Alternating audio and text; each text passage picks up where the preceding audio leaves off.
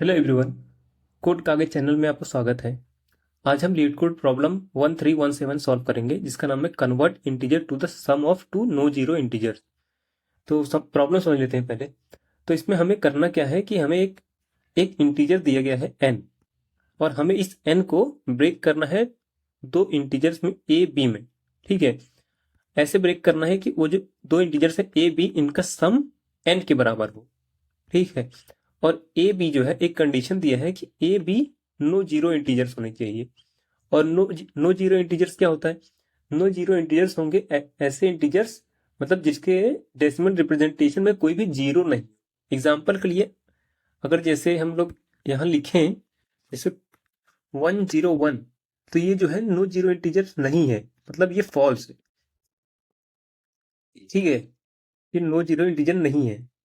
और जैसे हम 23 लिखें, 23 24, तो ये ट्रू, ये नो जीरो इंटीजर है। ठीक है, तो ऐसे इंटीजर्स का सम रिटर्न मतलब करना है, रिटर्न इसे ब्रेक करना है इंटीजर्स को जिसमें जीरो ना हो। जैसे एग्जांपल पे जैसे n इक्वल्स टू 2 है तो इसको ब्रेक किया है 1 1 में। जैसे 11 है तो इसको 2 और 9 में ब्रेक किया है, क्योंकि 2 + 9 इक्वल्स टू 11 होता है। ठीक है, तो समझते हैं इसको करेंगे कैसे। देखो, सबसे आसान तरीका क्या होगा, क्यों ना हम जो है हमें इसको दो दो पार्ट्स में ब्रेक करना है ना, तो जिसमें जीरो ना हो। तो सबसे आसान तरीका क्यों क्यों ना हम a इक्वल्स टू 1 से स्टार्ट करें और b को n-a हर बार निकालते जाएं। हम a इक्वल्स टू 1 से स्टार्ट करेंगे, 1 से लेके n-1 तक लेके जाएंगे। और b क्या होगा, b को हम कैलकुलेट करेंगे, हम n-a से कैलकुलेट कर लेंगे। उसके बाद हम क्या करें, हम चेक कर लेंगे a b में कहीं जीरो तो नहीं है। अगर जीरो नहीं है तो इन दोनों को ही रिटर्न कर देना है। और हमें इसमें कहा गया है, प्रॉब्लम में कहा है कि हमेशा एक सॉल्यूशन तो होगा ही। ठीक है, तो हम जो है n-a दोनों को चेक करेंगे। चेक करो कि इज नो जीरो,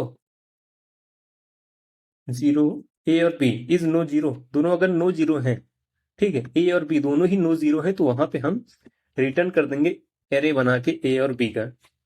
ठीक है, यहाँ पे हम रिटर्न कर देंगे ऐसे ए और बी का नो जीरो एरे बना के रिटर्न कर देंगे। ठीक है, और ये जो है नो जीरो, ये चेक कैसे करेंगे, इसको हम बस हर बार मॉडुलस लेते जाएंगे। जैसे मान लो कोई हमें इंटीजर ए मिला है, तो इसको हर बार मॉडुलस बाई 10 लेते रहेंगे, तो इससे हमें जो है लास्ट में जो रहेगा नंबर वो मिलता जाएगा, और इसको बाद में डिवाइड करते जाएंगे, इससे हमें पता चल जाएगा कि इसमें अंदर जीरो है कि नहीं। ठीक है, तो चलो इसी को कोड करते हैं।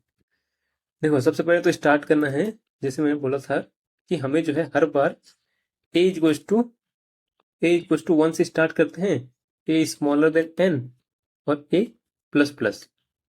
ठीक है, अब इसी ए का यूज करके हम बी कैलकुलेट कर लेते हैं, n-a।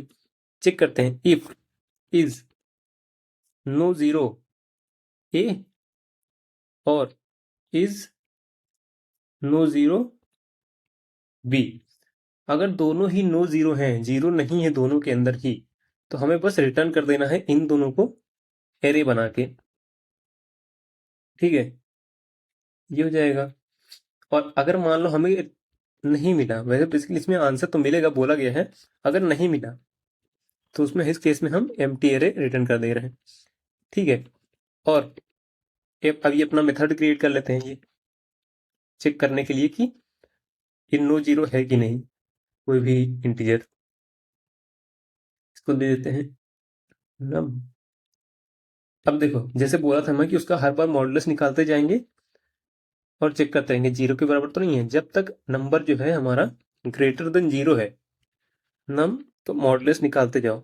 If it is equal to zero, अगर कभी भी जीरो हमें मिल गया तो मतलब क्या हुआ, नंबर के अंदर जीरो है, हम रिटर्न कर देंगे फॉल्स वहीं पे। अगर कभी भी मिला ही नहीं, जीरो जीरो नहीं है उसके अंदर, तो ट्रू कर देंगे, बोलेंगे ये नो जीरो है।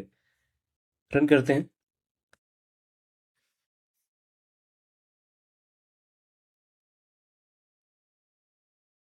एक सेकंड, कुछ तो गलत किया है। अच्छा, ये num is to num by 10 तो किया ही नहीं।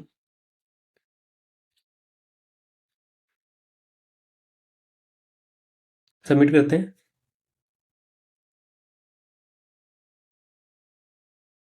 सबमिट भी हो गया 100%। तो इतना ही है इसमें। वीडियो को देखने के लिए आपका बहुत बहुत धन्यवाद और चैनल को सब्सक्राइब जरूर कर लें। Thank you so much.